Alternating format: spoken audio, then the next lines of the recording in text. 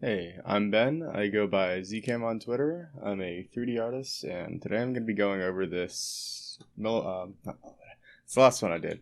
This diancie model that I made. I put a lot of effort into this, and I think it's one of the most technically impressive models that I've made so far, and I wanted to go kind of in depth on how I did this process. So I'm going to be splitting this video up into a couple portions. What I'm going to start on here is just the plain model. So what actually went into the rendering is not just what you see here. There are four different layers. So I've got the main model here, which includes just the model, all the crystals, everything, just the model isolated by itself, and these lights here in the camera. All of the scenes include the lights in the camera to keep consistent with the lighting across everything. So the next one I have is all these gems here. So basically what this is a big particle domain. And I have a split up random geometry. I forget how I got the base geometry here, but then I split it up with a cell fracture modifier. And then randomly distributed those throughout this cube. And that's basically how I got the crystals at the edges of the screen. These don't look the same way that they do in the final result, and that's because I composited them very heavily. I mean, this is the one that went through the most processing, and it took the longest to render. And behind diancie are these flat gems here. Now, initially, I wanted these to be a different color, and so it shows that they're blue here. But in the compositor, I color shifted them to be pink, and because the materials had a bunch of different colors, and these colors look nice together, so I didn't want to go through the process of changing every single color to pink again, so I just packed it together. And then the final one is this dust, which is similar to the gem scene, but it's with this thing right here. And for every instance of this, it creates a random number, and it puts it on a color ramp right here to assign it a random color. And I'm sorry, OBS freaks out every time I change scenes like that. So every now and then you might see a little gray bar in the middle of the screen. I can't fix that. I'm sorry.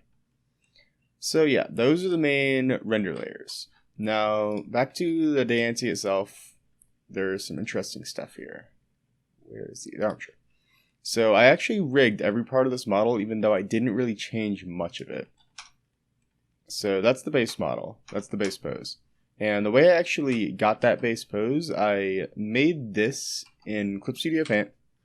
I made this reference here. So I got the front and the side views for me to get just a base model. And in Clip Studio Paint, I also made just a reference illustration to get this pose down that I wanted. I don't have that in this scene here, but hopefully I'll remember to add that in post for a little bit, so you can see what my initial idea for this was. And it actually changed a tiny bit, but not a ton. So yeah, what I did, I made the model and then I rigged everything. The rig isn't too complicated. I had to do these inverse kinematics to get the hands exactly how I wanted. Other than that, everything's just rigged normally about how you expect it to be rigged. So, outside of that, there's not really too much that's interesting. All the things that would normally be cloth, I put subsurface scattering on it to give it a more of a believable texture. These gems here, they're actually pretty interesting. I've got these here, and that's how I achieve the internal lighting effect of the crystals. It's not actually done in material, so you can see those there. And then when I put the crystals back on, you can see it's got that internal lighting that I feel like added a lot of personality to this scene. These were kind of interesting. So all these are really just a flat plane that I use modifiers to solidify and then smooth out with subdivision surface to give it this kind of fabric-like appearance. And I think it turned out kind of well. In the scene here, it's a little bit jagged, but in the render, it gets fixed pretty nicely. These were a pretty interesting challenge. All these are curves, actually, that I converted to geometry afterwards. So that was pretty fun. I can't really think of too much else to show off here. Yeah, so that's the modeling portion. If there's anything else, I'll try and add it in after this. So next, I'm going to go on to compositing, which was the longest and most tedious step in this entire process. Hi, so this is the second section of the video, and I think this one's going to take a bit longer to explain. So the first thing that I want to explain with this is, obviously in the background here, this looks much different from the final render, and that's because, just for the sake of time, I've reduced the render resolution down to 25%. And because some of these are solid numbers that are tied to the resolution, things are a lot blurrier, things are a lot bigger than they should be. I apologize for that, but if I did this at full resolution, you'd be waiting 5 minutes every time I clicked on something. So sorry about that. I also reduced the number of render samples, but that shouldn't be too apparent, and I should be able to explain why in a bit. So the main way I did this is I've split it up into the 4 layers here, and that's what these red boxes are. So what it does, I'm going to start off with the dust. So the dust was fairly simple. And all I did was I took the original image, I put it into a glare node to give it ghosts here, and yeah, mainly just making it look a little bit prettier, not too much there. Yeah, so, slowing down. Okay, that's gonna happen every now and then, sorry about that. So then here's the main body.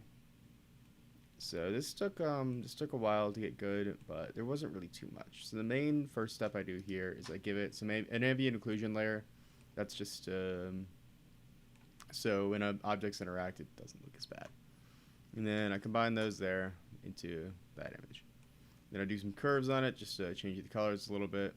And then here's why the number of samples doesn't really matter as much is I denoise it here. And this is in Blender's new 2.8.1. Or 2.81, I think. One of those two.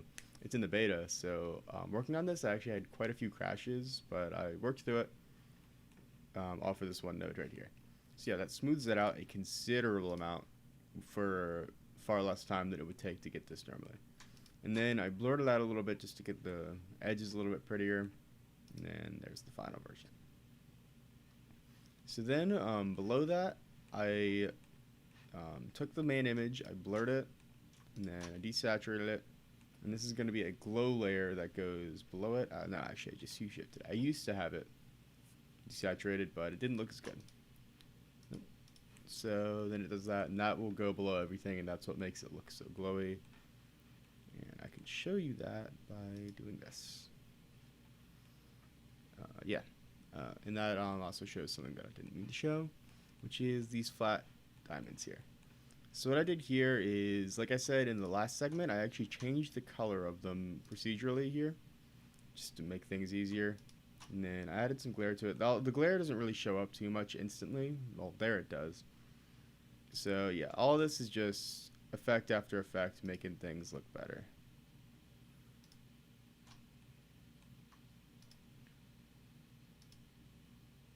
Yeah. So yeah, below here, that's what all the streaks in the background are. And then add the original on top, blur it a little bit. And I blur everything just to make it just, because initially I didn't have it blurred, but then there wasn't a lot of contrast with the diancie in the background. So I blurred everything except for the diancie in the end, and it all goes under it. So now here's where the main bulk of everything is, and I'm going to do my best to remember exactly how I did this, but I can make no promises. So these are the gems. That's how it is unprocessed. And then once it's processed through all that garbage, it turns out to be that. So it's not showing up here too well, but near the edges what it would do is it would do a bokeh blur as it got closer to the edges, and it would make them a lot brighter as it got towards the edges, making some really cool pixelation and just really bright stuff right around the edges just to frame it really well. And that took a lot of time to render, but I think it was really worth it. So first step was getting them to glow, which was fairly simple. You just blur them, I hue shifted them, and then I added them together. That's easy. Now for the hard part is down here, what I did, so I got this circle here and I made it into the background. And I don't think it's really going to show here at all. I'm sorry for I'm not being clear here. So what I would do is I would take that oval and it would be a small portion on the screen, and then I would blur it. So then in the center it would be white, and around the edges it would fade to black. And in Blender, white is 1, black is 0, and I could use those 1s and 0s to mix between things. So because I wanted to one to be the higher thing, I wanted to mix it more towards the edges. So I inverted it so white was around the edge, black was towards the center. And then I do all of this. It's just math to get the number on how much to do these operations. And so here's where I would take that value, multiply it by 15 just to really amp it up towards the edges, and blur it a lot. That's the bokeh blur. Mainly I just used this one because it was the only one that I could find that looked good with variable size based on base per pixel. And then this was a bunch of math that I did to make it to where it would get brighter around the edges. Then more post-processing, more RGB curves, blur it. And then all at the end, combine it once again. So then at the very end, I would just add this dark purple background to it just to make it look good. And once it loads, that was pretty close to the final product. Like I said earlier, because it's the lower resolution, things aren't quite as perfect. But yeah, this took a considerable amount of time, and this was most of the crashes during rendering were due to this, just because of how much memory it would take up. But yeah, bit by bit I had to do this, and it's all a learning process. I'm not saying any of this is easy. But yeah, there's not really too much else to explain. The texturing here, this is one of the few things. The eyes are the only things that I manually textured. So I just put them into Photoshop and painted them. I know it was Clip Studio that I painted them in. But everything else is just all procedural. Anyways, I hope you enjoyed. I hope you may have learned something from this. If you have any questions, feel free to DM me on Twitter. I might be able to supply some source files to you based on how important they are. _ZCam on Twitter. If I'm remembering that correctly, I changed it recently. I keep forgetting it. But yeah, thank you for watching. I hope you enjoyed.